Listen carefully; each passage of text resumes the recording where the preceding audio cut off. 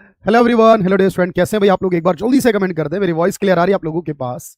सब कुछ बेहतर है, क्लियर है। अगर शुरुआत करें क्लास की, देखो भाई आज हम बात करने वाले हैं एक बड़ा ही इंपॉर्टेंट चैप्टर कह लीजिए, टॉपिक कह लीजिए। और अगर आप एग्जाम की पॉइंट ऑफ व्यू से बात करें तो शायद ही कोई ऐसा एग्जाम होगा जहां पर इस टॉपिक से रिलेटेड सवाल नहीं पूछे जाते।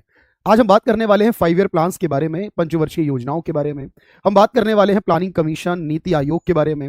अब ये किस तरह के क्वेश्चंस रहेंगे, किस तरह से हमें पढ़ना है, ये बहुत जरूरी है। बिल्कुल एक बार यस का कमेंट कर दें तो शुरुआत करें भाई क्लास की। चलिए, थैंक यू। तो अभी को जो हम बात कर रहे हैं यहाँ पर, सबसे पहले आपको ये बात समझनी है कि सर पढ़ना क्या क्या है, क्योंकि आज की क्लास में ये चैप्टर जो है टॉपिक कंप्लीट नहीं होने वाला भाई। देखो होगा क्या, हमारे पास जनरली तौर पर देखो पढ़ने के लिए इस चैप्टर में हमारे पास एक होता है प्लानिंग कमीशन, जिसे आप योजना आयोग कहते थे। आप जानते हो कि नीति आयोग बनने से पहले यही वाला कमीशन वर्क करता था, इसे हम प्लानिंग कमीशन कहते हैं। लेकिन इसके बाद क्या हुआ, एक और संस्था हमारे पास थी, हम उसके बारे में पढ़ेंगे, जिस संस्था को एनडीसी कहा जाता था, यानी नेशनल डेवलपमेंट काउंसिल। ये क्या करती थी? अब यहां पर इसके बारे में हम याद रखेंगे। तीसरे के बारे में, नीति आयोग जो है एक्चुअली वो क्या करता है उसके बारे में समझेंगे। और इससे पहले हम ये जानेंगे कि प्लानिंग की शुरुआत से पहले जो हिस्टोरिकल फैक्ट्स रहे हमारे, वो क्या क्या रहे, यानी कि इसका इतिहास क्या रहा, प्लानिंग का कहां शुरुआत हुई, भारत के बारे में भी इसकी शुरुआत कब कैसे हुई, और फिर प्लानिंग कमीशन बना कैसे, उससे पहले की कहानी। और फिर अगले लेक्चर में हम लोग ये डिस्कस करेंगे जो हमारे देश में पंचवर्षीय योजनाएं बनी है, जो 12 योजनाएं बनी है 5 साल की। इन हर एक योजना में हमारा टाइम क्या था, हर एक योजना में प्राइम मिनिस्टर कौन था, हर एक योजना के समय हमने क्या टारगेट ग्रोथ रखी थी और क्या अचीवमेंट हमारी हुई, किस योजना में किस चीज को फोकस किया गया, ये सारा कुछ डिस्कस हम अगले लेक्चर में करने वाले हैं। तो आज हमारा कंसेप्ट रहेगा planning commission, NDC, NITI Aayog और हिस्टोरिकल फैक्ट्स के बारे में। चलिए बात समझते हैं दोबारा से। देखो एक बात याद रखना, हम जब ये पढ़ते हैं ना कि एक हमारे पास पूंजीवादी अर्थव्यवस्था और एक समाजवादी अर्थव्यवस्था, और जो इन दोनों को मिला के इस्तेमाल करती है उसे कहते हैं मिश्रित अर्थव्यवस्था, जैसे कि हमारा भारत है। ये मिक्स्ड इकोनॉमी का एग्जांपल है। लेकिन आप कहेंगे कि सर जो मिक्स्ड इकोनॉमी है तो बेसिकली दो इकोनॉमीज का कॉम्बिनेशन, तो जो फीचर्स हैं, जो इंफॉर्मेशन है, वो उन्हीं दोनों से रिलेट करती है। पूंजीवादी यानी कैपिटलिस्ट वो इकोनॉमीज के बारे में हम बात करते हैं जहां पर गवर्नमेंट जनरली कोई रोल प्ले नहीं करती, गवर्नमेंट का जनरली कोई भी यहां पर डायरेक्ट रेगुलेशन कंट्रोल नहीं होता है चीजों पर।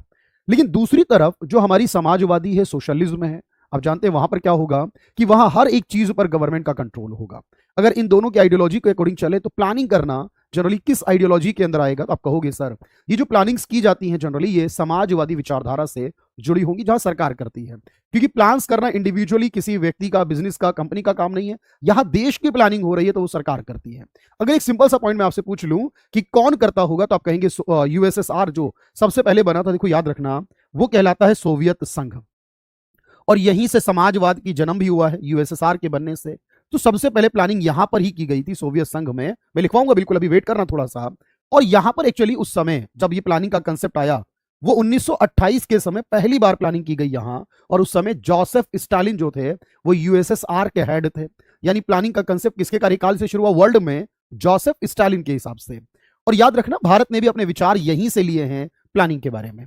लेकिन एक व्यक्ति थे जिन्होंने कहा कि भारत में प्लान बनना चाहिए, और वो व्यक्ति थे, उनका नाम था एम विश्वेश्वरैया। इनके बारे में हम आगे भी पढ़ेंगे। ये जो एम विश्वेश्वरैया हैं, ये एक इंजीनियर भी रहे, इकोनॉमिस्ट भी रहे हैं। ये इन्होंने 1934 में किताब लिखी अपनी, ए प्लान्ड इकोनॉमी फॉर इंडिया।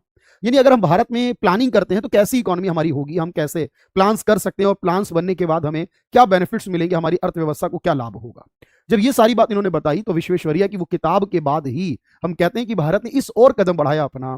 तो एम विश्वेश्वरैया वो हैं जिन्हें हम father of Indian economic planning भी कहते हैं। याद रखना, भारतीय आर्थिक नियोजन का जनक इन्हीं को मानते हैं। सबसे पहले सिफारिश इन्होंने ही की थी। इसी के बाद क्या हुआ उसको भी समझते हैं। जब इन्होंने रिकमेंड कर दिया कि देखो यूएसएसआर में ऐसा हो रहा है तो यहां पर भी हम ऐसा करके डेवलपमेंट ला सकते हैं। इसके बाद 1938 में एक नेशनल प्लानिंग कमेटी जो है वो बना दी गई। अब जो प्लानिंग कमेटी बनाई गई उस समय कांग्रेस के द्वारा, नेशनल प्लानिंग कमेटी, मैं लिखवाऊंगा एक एक बात ध्यान रखना, तो वो बनाई गई थी और उसको बनाया गया था सुभाष चंद्र बोस। उस समय कांग्रेस के लीडर थे, head of the Congress party थी वो। लेकिन उन्होंने इस कमेटी का, इस समिति का जो अध्यक्ष बनाया वो जवाहरलाल नेहरू को बनाया। तो मोस्टली टाइम आपसे पूछेगा इसी राष्ट्रीय नियोजन समिति जो 1938 में बनी, उसका अध्यक्ष कौन था? जवाहरलाल नेहरू थे। लेकिन हुआ क्या, उसके बाद हो गया सेकेंड वर्ल्ड वॉर। और जब उसके बाद सेकेंड वर्ल्ड वॉर शुरू हुआ ना भाई, तो हुआ ये कि ये कमेटी कोई काम नहीं कर पाई। और ये कमेटी एक्चुअली बनी थी लेकिन ये बंद भी हो गई, इसने कुछ भी वर्क नहीं किया। अब इसके आगे की कहानी क्या होगी वो समझाऊंगा, लेकिन उससे पहले हमने क्या बातें समझी वो समझ में आई। सबसे पहले कहा यूएसएसआर, इंडिया में किसने कहा, विश्वेश्वरैया, और कौन सी कमेटी बनी जिसके अध्यक्ष जवाहरलाल नेहरू बने, वो थी नेशनल प्लानिंग कमेटी। तो पहले आप इसको एक बार डन कर लीजिए, क्योंकि नोट्स बेहतर होने चाहिए। मैं हमेशा कहता हूं जिसके पास कंटेंट अच्छा नहीं, नोट्स अच्छे नहीं, ऑब्वियस है उसका सिलेक्शन के साथ कोई रिलेशन नहीं। सिलेक्शन चाहिए, कंटेंट बनाइए। तो लिखेंगे जल्दी से, इकोनॉमिक प्लानिंग जो है फर्स्टली इन द वर्ल्ड, अगर हम देखें विश्व में सबसे पहले कहां हो रही है, यूएसएसआर में हुई है, जोसेफ स्टालिन के समय में हुई है, 1928 में शुरुआत हुई है उसकी।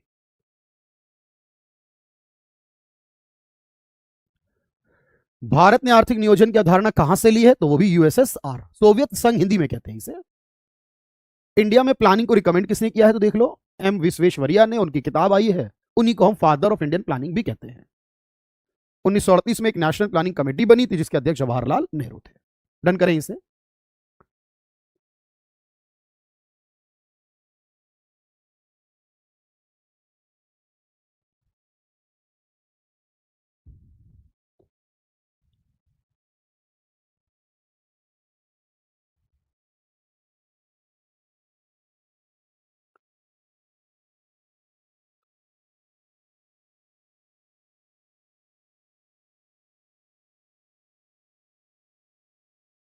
चलिए भाई, डन है यहां तक सभी का, बाकी लोग भी कमेंट करेंगे बिल्कुल।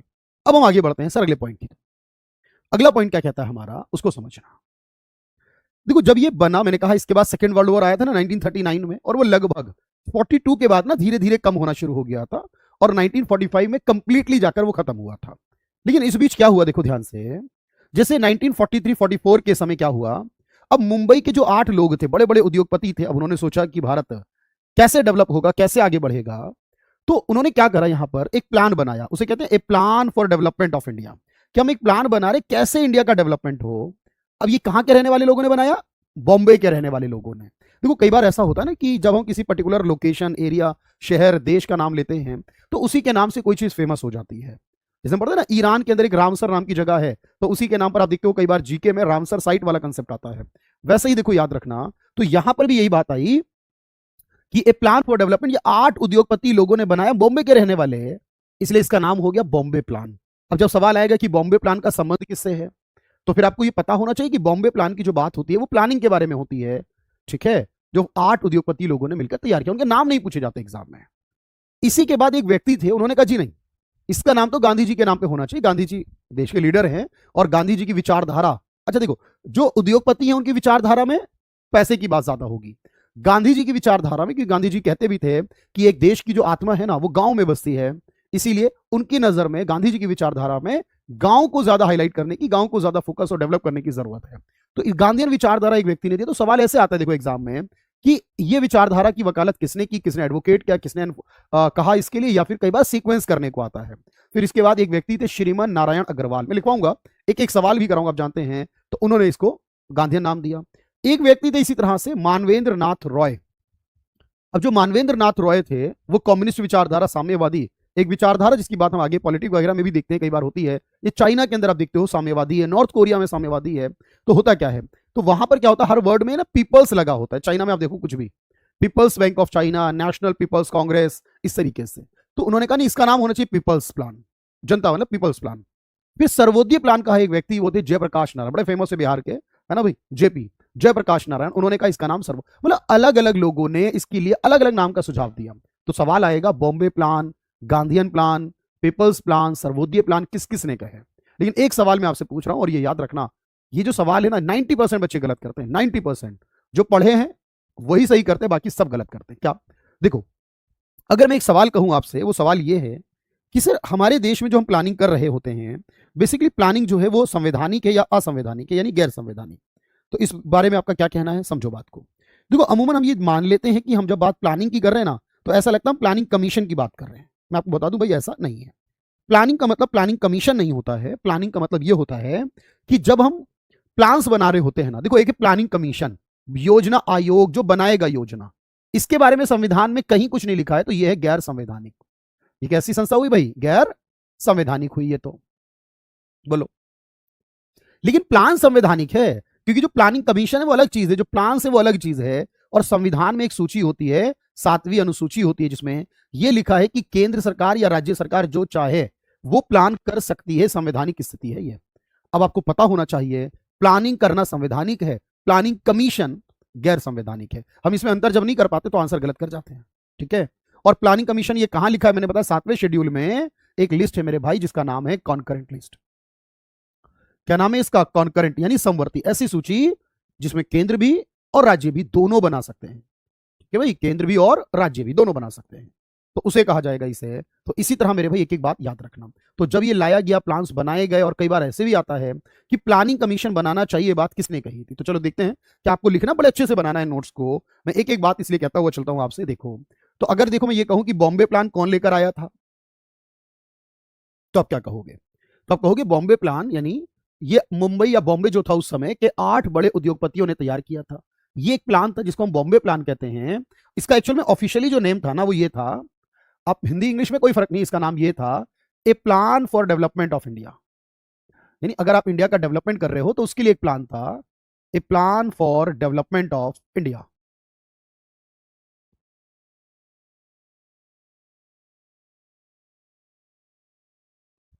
तो इस नाम से देखो यहां पर एक प्लान लाया था, इसी को बॉम्बे प्लान कह दिया हमने, 8 उद्योगपतियों ने, ठीक है। इसी तरह गांधी नाम किसने रखा था? आप हिंदी में लिखो या इंग्लिश में, नाम नहीं बदलेगा। श्रीमान नारायण अग्रवाल ने रखा था, गांधीयन होना चाहिए।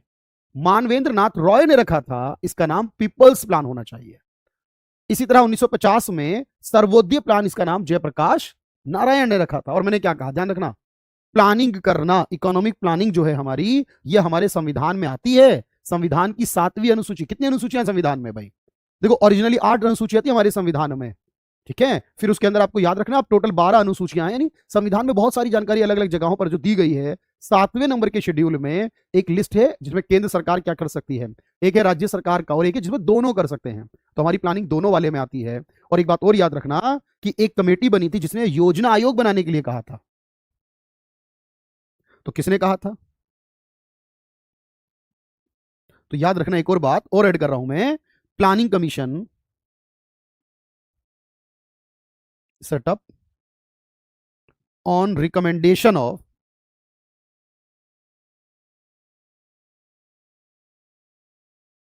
केसी नियोगी कमेटी। देखो ये कमेटी बनी थी जिसका नाम था केसी नियोगी कमेटी, और इस कमेटी की सिफारिश पर, सलाह पर, अनुशंसा पर, कुछ भी कह लीजिए, उसने कहा था कि हमारे पास एक प्लानिंग कमीशन बनेगा जो प्लान बनाएगा, ठीक है। तो योजना आयोग की स्थापना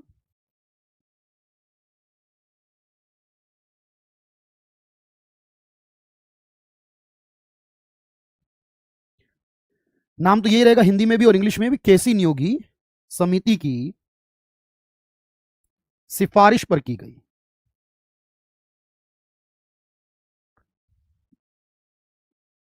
बात समझ पा रहे हो भाई? बहुत बढ़िया से एक एक बात, किसने क्या करा। देखो मैं आपको एक सवाल दिखाता हूं, मुझे पता है ना आप लोगों को सवाल बड़े अच्छे लगते हैं ना, कि भाई एग्जाम में देखो कैसा आया हुआ है। जैसे मान लीजिए एक सवाल आया था, मैं आपको दिखाता हूं। जैसे ये सवाल आया था, आर्थिक नियोजन निम्नलिखित में किस सूची का एक विषय है? हमारे कॉन्स्टिट्यूशन में जो सूचियां हैं सब्जेक्ट, उसके अंदर किस लिस्ट का पार्ट है? तो ये क्या संघ यानी केंद्र वाली सूची का है, राज्य की सूची का है, या संवर्ती, या किसी सूची में नहीं है? तो आप क्या कहोगे अब इस आंसर में? मुझे याद, बिल्कुल बढ़िया से याद आ गया सर। यहां आंसर हो जाएगा कॉन्करेंट में होगा, संवर्ती में होगा। जैसे कि ये सवाल आया, निम्नलिखित में किस भारतीय नेता ने सर्वोदय प्लान की वकालत की थी? किसने कहा था इसके लिए? अगर यहां गांधीयन प्लान पूछा होता तो आंसर क्या होता? श्रीमान नारायण अग्रवाल। अगर यहां पीपल्स प्लान पूछा होता तो क्या आंसर होता? एम एन रॉय, वही है, मानवेंद्र नाथ रॉय हो गए। लेकिन अब हमसे क्योंकि सर्वोदय पूछा है तो हमारा जवाब क्या होना चाहिए? तो आप कहोगे सर हमारा जवाब होगा जयप्रकाश नारायण। लेकिन अब इसी सवाल को देखो एक और तरीके से पूछा। अब जिस स्टूडेंट को ये नहीं पता ना कि कौन सा प्लान कैसे आया और कब आया था हमारी प्लानिंग के विषय में, हिस्टोरिकल फैक्ट्स में, फिर वो यहां गलती कर जाएगा कि कौन सा पहले आया नहीं पता उसे। हमें पता है ना, बोलो आंसर जल्दी से। हमें तो पता है ना इसका आंसर क्या होगा, सारे क्रम याद है ना हमें तो सर। 43, 44, 44, 45, 50, यही है ना हमारा सीक्वेंस। अगर हम इन चारों को सीक्वेंस करने की कोशिश करें तो सबसे पहले बॉम्बे प्लान, फिर गांधीयन प्लान, फिर पीपल्स प्लान, फिर सर्वोदय प्लान। इस तरीके से हमें याद रखना है कि ऐसे क्वेश्चन आते हैं। तो मैं उम्मीद कर रहा हूं बात पूरी तरह समझ में आ रही होगी कि ठीक है सर ये हमारी सूची में है और इसको बनाने के लिए कहा गया। अब हम देखेंगे पहला पॉइंट यानी फैक्ट के बाद प्लानिंग कमीशन क्या है, उससे जुड़ी कुछ बातें।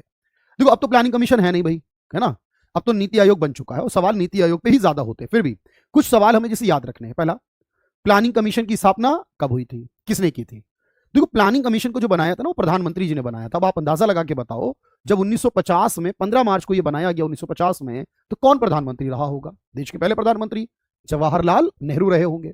अब क्योंकि ये संविधान में इसलिए नहीं है क्योंकि इसे प्रधानमंत्री, देखो याद रखो, या तो कोई चीज संविधान में तब होगी जब वो ओरिजिनल थी, या फिर अगर वो बाद में आई है तो उसको राष्ट्रपति बनाएंगे। अगर राष्ट्रपति कोई चीज बनाते हैं तो वो संवैधानिक हो जाती है, लेकिन अगर प्रधानमंत्री बनाता है या कोई और व्यक्ति तो वो संविधान में नहीं होती। इसीलिए हमारा प्लानिंग कमीशन संविधान में नहीं है, हम उसे नॉन या एक्स्ट्रा कॉन्स्टिट्यूशनल भी कह सकते हैं। हेड ऑफिस आप ऑब्वियस से कहां हो सकता है, बताओ? सरकारी चीजें कहां होती हैं? दिल्ली में होती हैं। फिर पूछेगा चेयरमैन कौन रहा? जो भी प्रधानमंत्री होगा वो चेयरमैन होगा। मेरी बात समझ रहे हो ध्यान से? जैसे क्या क्या पूछेगा बताओ? जैसे आपसे पूछेगा प्लानिंग कमीशन के बारे में बताओ, स्थापना कब हुई, पहला सवाल। पूछेगा ये कैसी संस्था है, संवैधानिक है या नहीं है, ऑफिस कहां पर है, इसका अध्यक्ष कौन होगा? आपने कहा जो प्रधानमंत्री। जैसे पहले प्रधानमंत्री जवाहरलाल नेहरू, वो इसके अध्यक्ष थे पहले। जो प्रधानमंत्री बना वही अध्यक्ष बनेगा, जो प्रधानमंत्री नहीं बना वो अध्यक्ष नहीं बनेगा। और आखिरी अध्यक्ष कौन रहा? जब नरेंद्र मोदी रहे। 2014 में ही तो पास किया गया कि इसे बंद करके नीति आयोग बनाएंगे। तो उस समय कौन था प्रधानमंत्री? नरेंद्र मोदी। फिर पूछेगा इसका डिप्टी यानी उपाध्यक्ष कौन रहा? देखो, अब जो उपाध्यक्ष रहा है इसका, ये नाम आता है। टोटल मैं आपको बता दूं 23 लोग इसके उपाध्यक्ष रहे। कितने? 23। लेकिन 23 में से पहला और 23वां यानी आखिरी वही पूछता है। उसके बाद तो कोई बना ही नहीं, बंद हो गया ये। तो याद रखना, या तो पहला वाला या लास्ट वाला। तो जो पहले वाले थे जैसे गुलजारी लाल नंदा पहले बने, फिर इसके लास्ट बने। फिर इसमें एक सचिव होगा, सेक्रेटरी होगा, कि सेक्रेटरी कौन रहेगा आगे बताता हूं। अच्छा, इसी तरह से इसका काम क्या था? इसका काम था 5 ईयर प्लान बनाना। इसके काम क्या है? पंचवर्षीय योजनाओं को बनाना। ऐसे ही देखो, इसका काम है 5 ईयर प्लान बनाना, ध्यान से समझना। कोई भी प्लान है उसको तैयार करना। और एक संस्था हम और पढ़ेंगे इसके साथ में, जो अभी आप देख रहे थे, एनडीसी नाम की, नेशनल डेवलपमेंट काउंसिल। उसमें भी पूछेगा स्थापना कब हुई, ऑफिस कहां है, कैसी संस्था, अध्यक्ष कौन होगा। लेकिन इसका काम क्या है? फिर इसका काम था 5 ईयर प्लान पास करना, मंजूर करना, अनुमोदन देना। देखो, एक का काम था 5 ईयर प्लान बनाना, और एक का काम है 5 ईयर प्लान को मंजूरी करना, पास करना। जब वो पास करेगा तभी ये काम करेगा, आगे वरना नहीं करेगा। बात समझना ध्यान से। तो आपने कहा इसका काम है 5 ईयर प्लान बनाने का, और इसका काम है 5 ईयर प्लान को मंजूरी देने का, यानी इसको पास करने का। बात क्लियर हो रही है? तो इसीलिए दो संस्थाएं अलग अलग हैं। अब सवाल यह आया कि कौन से मंत्रालय में ये काम करता था? तो ये काम करता था, अभी भी वो मंत्रालय है, बंद नहीं हुआ मंत्रालय है, उसका नाम है प्लानिंग मिनिस्ट्री, यानी उसके अंतर्गत ये काम करता था। लेकिन हाँ, 2014 में इसे बंद कर दिया गया, और 1 जनवरी 2015 से फिर नीति आयोग बना। अब क्या अंतर है इन दोनों में, पहले वाले और आज वाले में?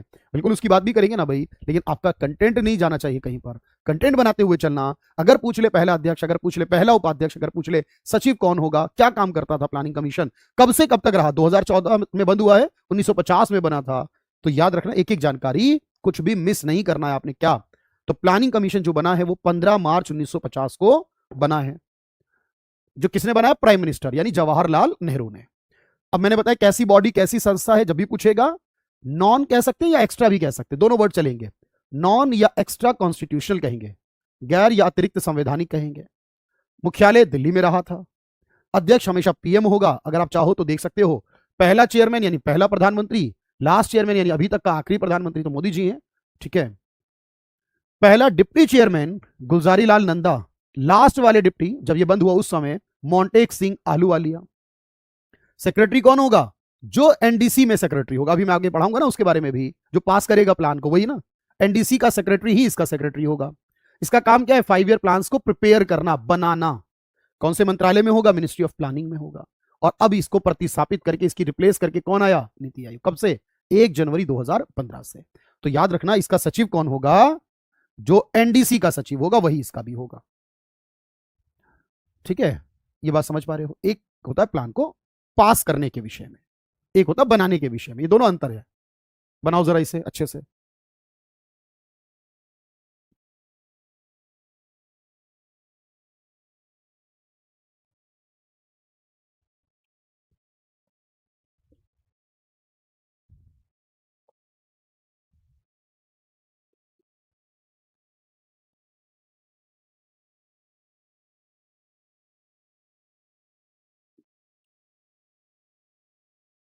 तो योजना मंत्रालय है, योजना आयोग बंद हुआ है, ध्यान रखना इस बात को। कई बार हम छोटी छोटी गलतियां ऐसे करते हैं, हमें रियलाइज नहीं होता कहां गलती कर गए। तो 2014 में इसको लाने की बात चली, नीति आयोग को लाने की, और 2015 की 1 जनवरी को आ गए, ठीक है भाई।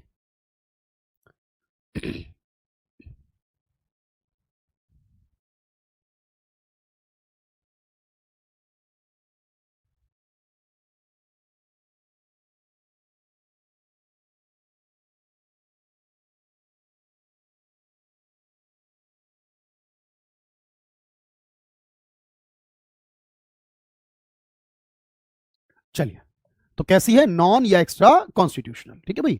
चलो, अब मैंने कहा एक है पास करने वाला, ठीक है, वो कौन है, एनडीसी। अब देखो पास कौन कौन करेगा, जब बन तो गया है ये, अब पास कराने की बात क्यों आई है, क्यों, देखो सारे राज्यों में, क्योंकि अलग अलग सरकारें, अलग अलग पार्टी की सरकारें हैं, अब प्लान बन रहा है, केंद्र बना रही है, तो राज्य तो ऑब्वियस है ना कुछ कहेंगे जरूर इस पर। सारे राज्यों के मुख्यमंत्रियों को बुलाया जाता है, प्रधानमंत्री बुला आते हैं, सारे जो कैबिनेट के मंत्री हैं वो आते हैं, प्लानिंग कमीशन के मेंबर जो है वो भी आते हैं, जो केंद्र शासित प्रदेश हैं। इस बात को समझना बहुत ध्यान से, क्योंकि यहां पर ना थोड़ा सा आपको समझना पड़ेगा। क्या, देखो हमारे भारत में कितने राज्य हैं, 28 राज्य आज के समय में। और अगर मैं आपसे कहूं इन 28 राज्यों के अलावा भाई बताना मुझे, तो आप कहेंगे सर जो 28 राज्य हैं वो हैं, और उसके अलावा अगर हम देखें तो 8 हमारे केंद्र शासित प्रदेश भी हैं आज। अब उन 8 में से 3 केंद्र शासित आज के समय, पहले नहीं, तो 8 में से 3 ऐसे हैं जिनमें सीएम होता है, जैसे दिल्ली में सीएम होता है, पुडुचेरी में सीएम होता है, और जम्मू कश्मीर में। इसके अलावा 5 यूटी ऐसे हैं भाई जहां सीएम नहीं होता, लद्दाख में नहीं होता, चंडीगढ़ में नहीं होता, दादर नगर दमन दीव में नहीं होता, लक्षद्वीप में नहीं होता, अंडमान निकोबार में भी नहीं होता। जहां सीएम नहीं होता वहां का तो आएगा उपराज्यपाल, लेफ्टिनेंट गवर्नर कहते हैं ना उसे, या प्रशासक एडमिनिस्ट्रेटर कहते हैं, वो आएगा। लेकिन जहां का सीएम होता है, उन 28 राज्यों में सीएम है वो आएगा, जिन 8 में से 3 यूटी में सीएम है वो आएगा, बाकी जो 5 यूटी बच गए अदर यूटी, वहां का उपराज्यपाल आएगा। इस तरीके से आपसे पूछे, देखो इसमें हमने किसी राज्य के राज्यपाल को नहीं लिया, क्योंकि राज्य में राज्यपाल जो होगा वो नहीं आएगा, वहां से तो सीएम आएगा, जहां सीएम होता है वहां सीएम, फिर वहां राज्यपाल या उपराज्यपाल उस जगह का नहीं आएगा। तो इसीलिए जो सवाल ये पूछता है ना, नीति आयोग में भी सेम यही बात है, एनडीसी में भी सेम यही बात थी। तो जो प्लान को पास करने वाले लोग थे उसमें इन सबको इनवाइट करते थे, फिर प्लान पास होता था, फिर उसको लागू करते थे। इसीलिए याद रखना, जब आपसे पूछेगा, देखो एक सवाल पूछा भी गया, मैं कह रहा हूं ना बढ़िया से पढ़ने के लिए जरूरी है कि देखो ये है हमारा, कि जो अब हमारे पास नीति आयोग है, जैसे अब ये नीति आयोग के विषय में सवाल है, मैंने कहा ना नीति आयोग का और उसका सेम सेम फंडा है भाई, बदला गया है ना, तो अब बदल के क्या कहा मैंने, ये सवाल देखो आया, नीति आयोग की गवर्निंग काउंसिल का हिस्सा नहीं है। तो जो हमारी नीति आयोग है उसकी जो गवर्निंग काउंसिल है, इसमें लोग होते हैं, मैंने कहा ना सारे राज्यों के मुख्यमंत्री तो होंगे, दिल्ली और पुडुचेरी के भी सीएम होंगे, वो तो मैंने कहा ना, और जम्मू कश्मीर के भी होंगे, नो डाउट, उसको भी जोड़ सकते हैं। गवर्नर ऑफ स्टेट नहीं होंगे, और अंडमान निकोबार के लेफ्टिनेंट गवर्नर, मैंने कहा ना उन बाकी 5 जो यूटी बचे वहां के लेफ्टिनेंट गवर्नर, तो उसमें अंडमान निकोबार भी आता, उसके भी होंगे, लेकिन राज्यों के राज्यपाल उसका हिस्सा नहीं होंगे। जैसे कि देखो ये सवाल आया था, भारत की पंचवर्षीय योजनाओं को अंतिम स्वीकृति कौन देता है, मतलब कौन पास करता है, अंतिम स्वीकृति देना यानी कि पास करना, तो कौन है जो इन सबको पास करता है, तो आपने क्या कहा कि सर इनको पास करने के लिए जो बना था, उस पास करने वाली संस्था का नाम एनडीसी था, बनाने वाले का नाम प्लानिंग कमीशन था, लेकिन अब तो प्लानिंग कमीशन नहीं है, इसलिए उसकी जरूरत नहीं पड़ेगी। तो इस तरीके के जब सवाल हमसे पूछेगा तो मुझे उम्मीद है कि आप एक एक बात समझ पाओगे। जैसे कि ये सवाल आया है कि भारत का योजना आयोग किस प्रकार का निकाय था, प्लानिंग कमीशन जो था, आज के समय नीति आयोग है उसके बारे में भी सेम बात यही है, क्योंकि पीएम ने बनाया ना, वो जवाहरलाल नेहरू ने बनाया था, ये नरेंद्र मोदी ने बनाया है, बनाया तो दोनों पीएम नहीं है भाई, बोलो। तो याद रखना, तो आप कहोगे सर ये एक्स्ट्रा कॉन्स्टिट्यूशनल बोल देंगे, यानी नॉन कॉन्स्टिट्यूशनल बोल देंगे, एक्स्ट्रा कॉन्स्टिट्यूशनल बोल देंगे। तो ये भारत का जो योजना आयोग है वो इस प्रकार का निकाय रहा, एक्स्ट्रा कॉन्स्टिट्यूशनल के जैसा। बात समझ पा रहे हो? तो चलो अब जरा एक बार इस बात को भी नोट कर लो अच्छे से, कि सर बढ़िया से बात समझ में आ रही है, अच्छे अच्छे कंसेप्ट भी हैं, नोट्स भी बढ़िया जबरदस्त हैं, और मैंने ये बात समझाई आपको क्या। देखो जरा, तो एनडीसी कब बना, 6 अगस्त 1952 को बना, पीएम ने बनाया जवाहरलाल नेहरू, 52 में भी वही थे। कैसी बॉडी हुई, गैर संवैधानिक यानी अतिरिक्त, नॉन या एक्स्ट्रा कॉन्स्टिट्यूशनल उसी को कहते हैं। अध्यक्ष कौन होगा, चेयरमैन पीएम होंगे। सेक्रेटरी कौन होगा, जो प्लानिंग कमीशन का सेक्रेटरी होगा वही होगा। काम लेकिन बड़ा इंपॉर्टेंट है, क्या है, पंचवर्षीय योजना को पास करना, अप्रूव्ड करना, मंजूरी देना, इसलिए इसको बोलते हैं लघु संसद, यानी एक निकनेम है ये। संसद होती है कानून पास करने के लिए, ऐसी है योजना पास करने के लिए लघु। अब इसमें कौन होगा, मैंने कहा प्रधानमंत्री, तो अध्यक्ष वो होंगे ना, सारे यूनियन कैबिनेट मंत्री होंगे, सारे राज्यों के सीएम और यूटी के सीएम, जहां यहां यूटी में सीएम होते वो, और जिन यूटी में सीएम नहीं होते दिल्ली पुडुचेरी उस समय, अब जम्मू कश्मीर भी जोड़ लो आप, तो वहां के लेफ्टिनेंट गवर्नर और बाकी प्लानिंग कमीशन मेंबर। तो ऐसे ही वो कहानी को इधर से घुमा कर उधर, अब मान लीजिए ऑप्शन कुछ बना देगा कहीं से भी, अब मान लो अंडमान निकोबार की जगह लिख देगा लद्दाख के उपराज्यपाल जुड़ेंगे, जी हाँ जुड़ेंगे, लद्दाख में भी उपराज्यपाल जुड़ेंगे, लक्षद्वीप में भी उपराज्यपाल जुड़ेंगे, बस दिल्ली के, पुडुचेरी के, जम्मू कश्मीर के उपराज्यपाल नहीं जुड़ेंगे क्योंकि यहाँ के मुख्यमंत्री जुड़ेंगे। तो इस तरीके से ये एनडीसी था उस समय, क्योंकि आपको पता है जम्मू कश्मीर एक राज्य हुआ करता था 2019 से पहले, उससे पहले ये बंद भी हो चुके हैं, इसीलिए तो हमने वो दिल्ली पुडुचेरी लिख रहे हैं, वो आपको समझ में आएगी कहानी क्या है। लेकिन पास करने वाला एनडीसी, बनाने वाला प्लानिंग कमीशन, इसको नोट करना।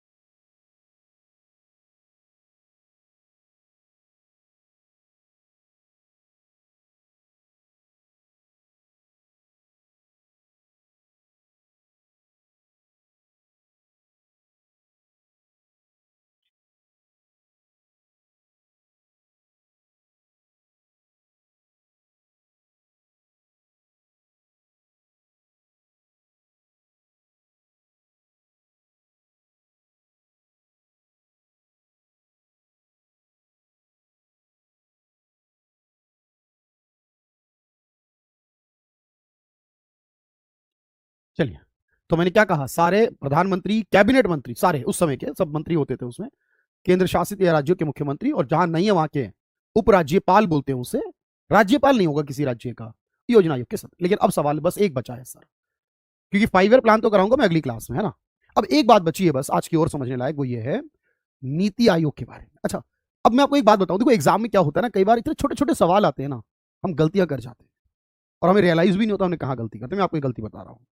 सवाल आया हुआ एक बार एग्जाम में, और नीति आयोग के मतलब 4 ऑप्शन दिए गए हैं, देन उसमें पूछा कि इसके बारे में बताओ, नीति आयोग के बारे में क्या सही है।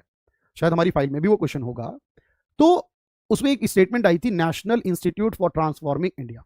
जब बच्चे ने इस स्टेटमेंट को देखा कि यह नीति की फुल फॉर्म है, तो उन्हें तुरंत लगा दिया। अभी उसको लगा भी नहीं कि वो गलत करके आया एग्जाम में।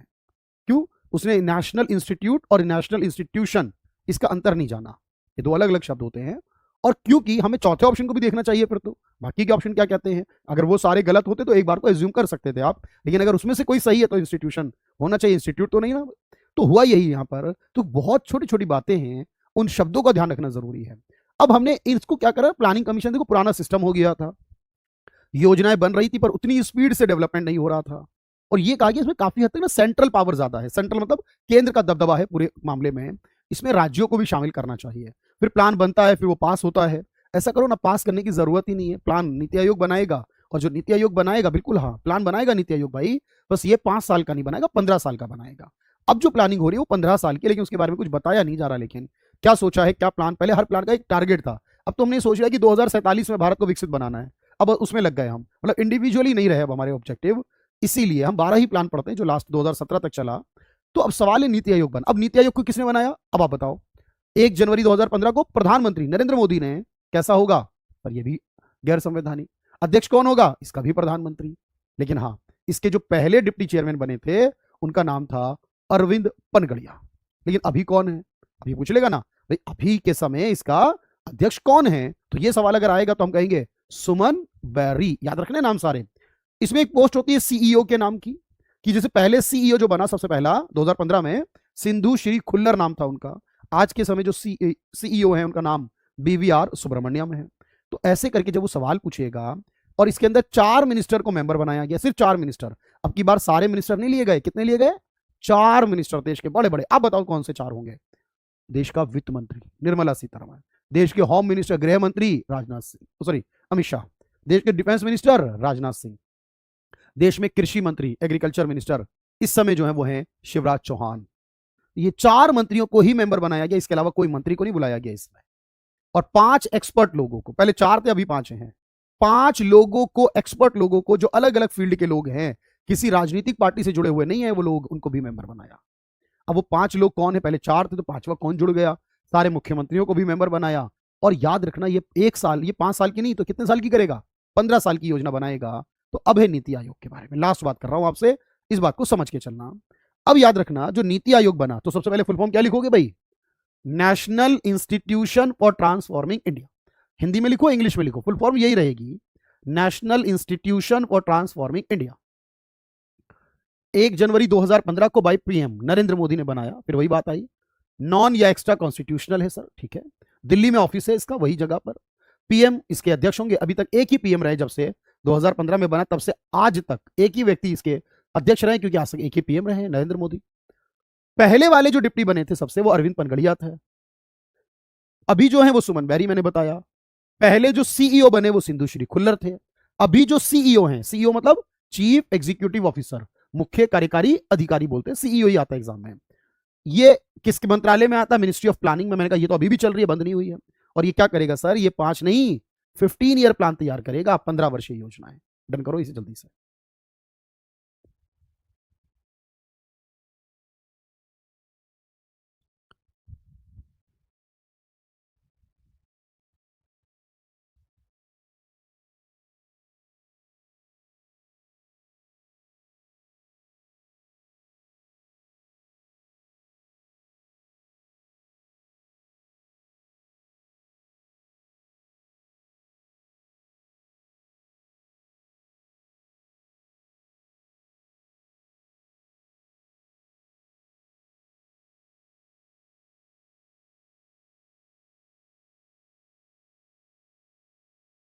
चलिए भाई, तो ये है। लेकिन अभी मैंने कहा 4 मंत्री, सिर्फ 4 इसके मेंबर हैं और 5 एक्सपर्ट लोग इसके मेंबर हैं।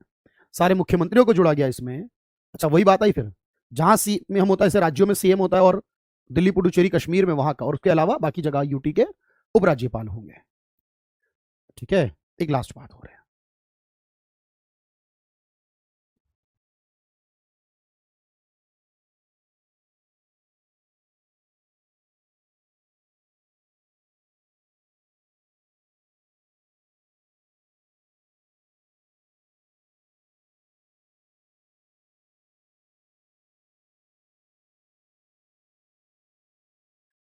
तो ये अभी है।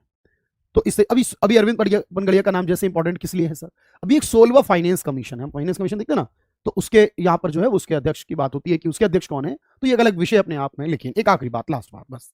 तो मैंने कहा 4 मिनिस्टर को इसका मेंबर बनाया, 4 लोगों को। देखो मैंने कहा ना, जो भी होम मिनिस्टर, देखो नाम लिखने की जरूरत नहीं, लिख सकते हो आप चाहो तो।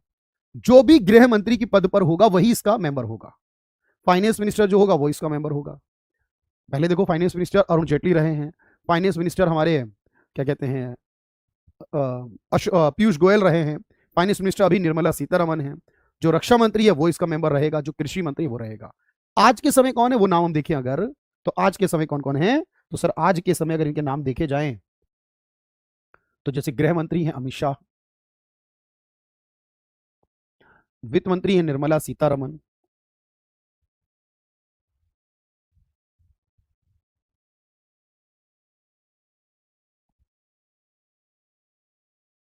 जैसे रक्षा मंत्री हैं राजनाथ सिंह,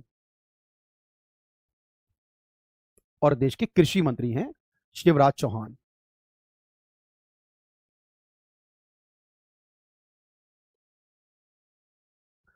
और बाकी के जो 5 expert member, full time member हैं, जैसे वी के सारस्वत हैं, ये पहले डीआरडीओ में मेंबर रह चुके हैं, डीआरडीओ के हेड रह चुके हैं, डिफेंस के एक्सपर्ट हैं। जैसे रमेश चंद हैं, ये भी इसके मेंबर हैं, कृषि के एक्सपर्ट हैं। डॉक्टर विनोद पॉल दिल्ली के एम्स के हेड रह चुके हैं, हेल्थ एक्सपर्ट हैं। अरविंद विरमाणी इकोनॉमिस्ट हैं, इकोनॉमिक एक्सपर्ट हैं। और अभी जो बने हैं वो है राजीव गाबा, 2025 में जो ऐड हुए हैं वो है राजीव गाबा। और ये कौन है सर? ये है फॉर्मर कैबिनेट सेक्रेटरी, यानी पहले ये कैबिनेट के सेक्रेटरी, हमेशा ये कौन होता है? जो यूपीएससी क्वालिफाइड लोग होते हैं वो सेक्रेटरी बनते हैं। तो एक पूर्व कैबिनेट सचिव रह चुके, इनको भी इसका मेंबर बनाया। और ये जो फुल टाइम के 5 लोग हैं ना, इनका मतलब 5 वर्ष के कार्यकाल को पूरा करेंगे। सरकार बदल जाए कोई फर्क नहीं पड़ता, सरकार बदलेगी, अध्यक्ष बदल जाएगा, मिनिस्टर बदल जाएंगे, लेकिन ये जो 5 लोग हैं ये नहीं बदलेंगे सर। क्यों? क्योंकि ये 5 लोग अपनी अपनी फील्ड के एक्सपर्ट हैं, ये कोई पॉलिटिकल पार्टी वाले लोग नहीं है। ठीक है, तो अभी कितने हो गए? 5। कौन कौन? वी के सारस्वत, रमेश चंद, विनोद पॉल, अरविंद हिरमाणी और राजीव गाबा, गाबा गोबा जो भी पढ़े। उसके अलावा सारे राज्यों के और यूटी के मुख्यमंत्री जहां जहां होते हैं, और जहां नहीं होते उसके अलावा बाकी, इनको छोड़कर, इन 3 को छोड़कर उसके अलावा बाकी जगह के उपराज्यपाल होंगे। क्लियर होगी ना बात अब? तो इसे बोलते हैं ये हमारी देश का, हमारी सरकार का थिंक टैंक है। मतलब हमारे देश के विकास के लिए हमारी सरकार जिस तरीके से काम करती है, प्लान्स बनाती है, उसके लिए एक थिंक टैंक है ये, है ना? तो ये बड़ी छोटी सी क्लास है बट जबरदस्त है अपने आप में। क्वेश्चंस आने ही आने होते हैं इस टॉपिक से। ठीक है, मैंने कहा ना इस क्लास को हमने 2 सेगमेंट में डिवाइड करा। एक में तो ये सारा सेगमेंट पढ़ लिया आज हमने, और अब हम नेक्स्ट लेक्चर में क्या पढ़ते हैं, फिर सारी योजनाओं के बारे में एक साथ पढ़ने का प्रयास करते हैं। इससे क्या होता है, 2 बार में हम लगभग सारी चीजों को कवर कर जाते हैं, है ना भाई? चलो इसको नोट करो, ये क्या है हमारा, ये हमारी थिंक टैंक कहलाता है, यानी विकास के बारे में सोचने वाला ये थिंक टैंक है।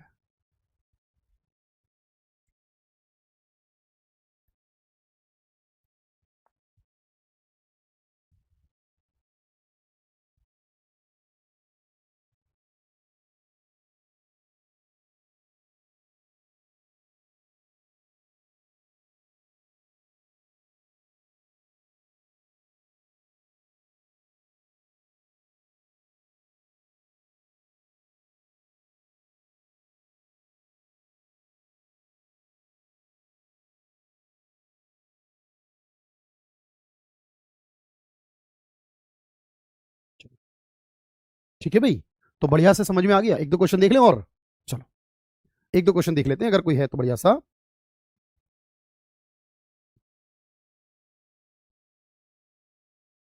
देखो ये क्वेश्चन है, अच्छा इसमें बहुत जल्दी फंसने वाला सवाल है ये। क्यों आप फंसेंगे, देखो जरा ध्यान से। सवाल है, योजना आयोग को नीति आयोग द्वारा प्रतिस्थापित करने के लिए मंत्रिमंडल ने किस वर्ष संकल्प पारित किया? बदलने की बात चली, बदलने की बात पास हुई कि बदला जाएगा। अब बताओ आप सोच के, जब हमने कहा कि बदलने की बात आई कि इसको बदला जाएगा, तो ये बात 2014 में आई, क्योंकि 2015 में तो 1 जनवरी को ही बदल गया, तो उससे पहले ये बात पास हुई ना। तो पारित करने की जो बात आई वो उससे 1 बार पहले आई। नीति आयोग का मुख्य कार्य क्या, ये पूछा है। अब आप क्या कहेंगे? तो जो नीति आयोग बनाया गया उसका काम क्या होगा? रक्षा बल, केंद्रीय बैंक, चुनाव, ये तो नहीं होगा ना। विकास की रणनीतियां बनाना, विकास के लिए रणनीति बनाना, ये इसका काम होगा। तो देखो याद रखो इस तरीके के सवाल, इसे आप लिखना है आपको अच्छे से, और फिर नेक्स्ट लेक्चर में हम सारी योजनाओं के विषय में बात करेंगे। ठीक है, चलो आज के लिए इतना रखते हैं, मिलते हैं अगली क्लास में। और पूरी बढ़िया से समझ में आया सबको ना? चलो, thank you everyone, thank you so much.